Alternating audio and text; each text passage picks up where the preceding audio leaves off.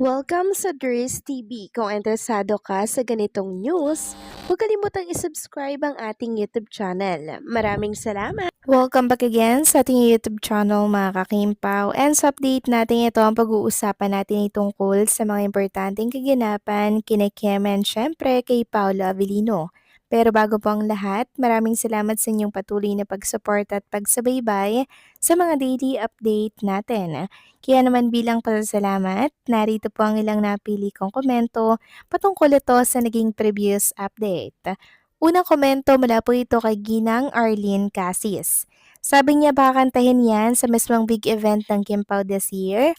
Di ba sabi ni Sir EJ may malaking pasabog ang Kim Pao this year? Abang-abang lang daw tayo about sa project nila, Mistress. Matutuloy pa kaya yon sa kabila ng mga kabi-kabilang mga bash sa kanila?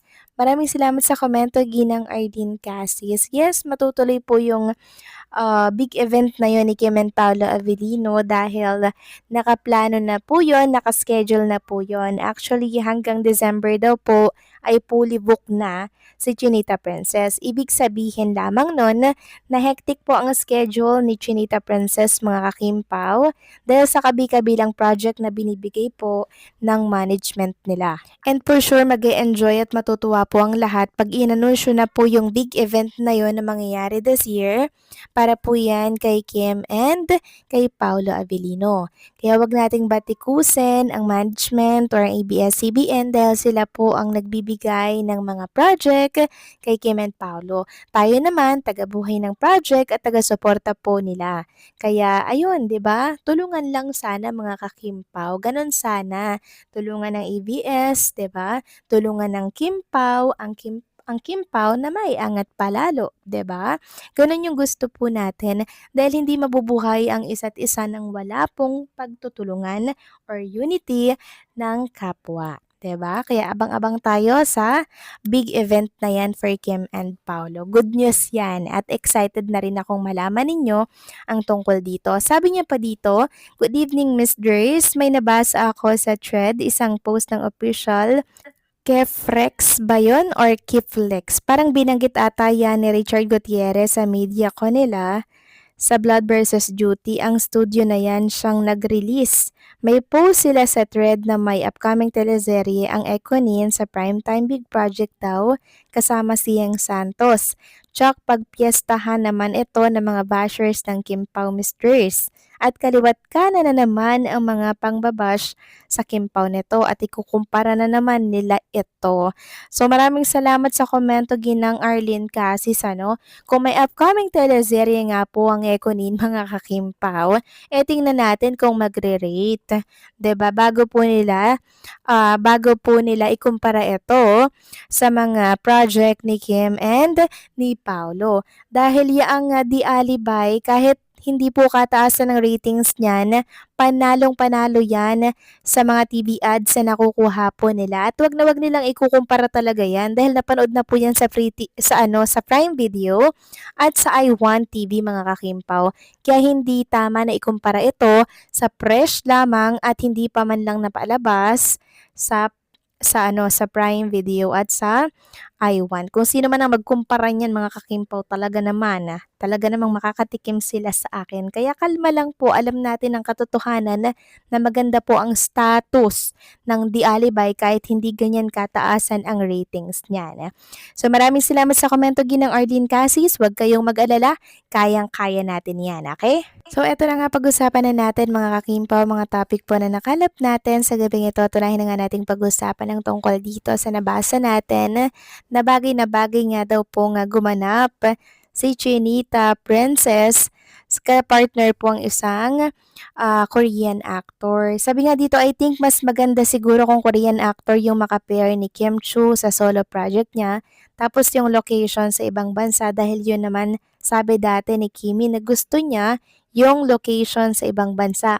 Sana magkatotoo. Kasi meron po tayong nabasa mga kakimpaw na parang pasok si Chinita Princess sa isang Korean drama. Actually, sila po ang pinagpipilian dito. Sabi nga dito, Sure winner sina Kim Chu, Bel Mariano, Andrea Brillantes at Barbie Fortesa para bumida sa isang Pinoy-Korean movie project. Yan ang say ng kanilang fans sa isang announcement ng mga executive behind the upcoming Pinoy-Korean project. May South Korean director, producer kasi ang naghahanap ng artistang babae na bibida at itatambal sa sikat na Korean actor at gagawin nilang pelikula. Nakapost sa X dating Twitter ang details tungkol sa hinahanap nila na Pinay star. Narito daw po ang announcement. Which Filipina actress fits the part?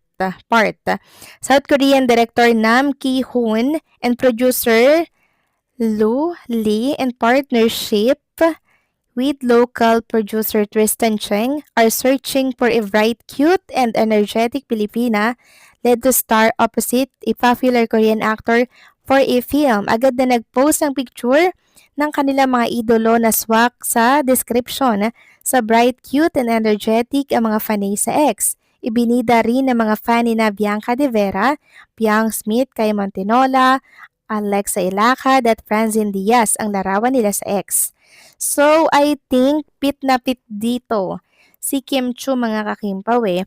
Doon pa lang sa description po na hinahanap nila na energetic, bright, cute na Pilipina, pasok na pasok sa banga si Chinita Princess dito. Kasi alam naman natin na talaga namang energetic si Chinita Princess. Alam na alam po natin yan mga kakimpaw, 'di ba? Maganda, cute, bright, 'di ba? Naku, pasok sa banga mga kakimpaw. I'm sure si Chinita Princess lang pipiliin dito. Yun ay kung malalaman po ng producer nilang Koreano ang tungkol kay Chinita Princess. Kung akong papipiliin dun sa mga pinagpipilian mga kakimpaw, I will choose Chinita Princess or Kim Chu. Siya yung bagay at fit na fit sa role na to mga kakimpaw. Pero teka lang ha, payag ba kayong makatrabaho si Chinita Princess ang Korean actor? Payag ba kayo na hindi muna si Paolo Avellino ang maging leading man ni Chinita Princess mga kakimpaw? Kasi mamaya, di ba, hindi naman nyo pala gusto. Pero tayo, gusto nating ma-push, di ba? Na magkaroon din ng solo project si Kim sa katambal niya po ay isang Korean actor kasi talagang ano to mga kakimpaw, hindi lang mapapanood yun dito, maging sa Korean, international yun mga kakimpaw. And I think doon lalong mas magbo-boom. Ngayon, boom na, di ba? Mas magbo-boom pa mga kakimpaw ang Korean, sa Korean mga kakimpaw or sa Korea. Itong si Chinita Princess at yung husay niya, maipapamalas niya talaga doon sa Korea. So anong think nyo mga kakimpaw dito? Agree ba kayo na si Kim Chu ang mapili po ng isang producer na Koreano para sa isang drama nila? Please comment daw below mga kakimpaw ha, kasi ako agree ako dyan. Tapos magpi-film sa ibang bansa, why not coconut pasok na pasok sa banga dyan si Chinita Princess. Hopefully, mapansin po si Kim Chu dito. So, paano mga kakimpaw, hanggang dito na lamang pong update natin at maraming salamat sa patuloy po na pagsuporta.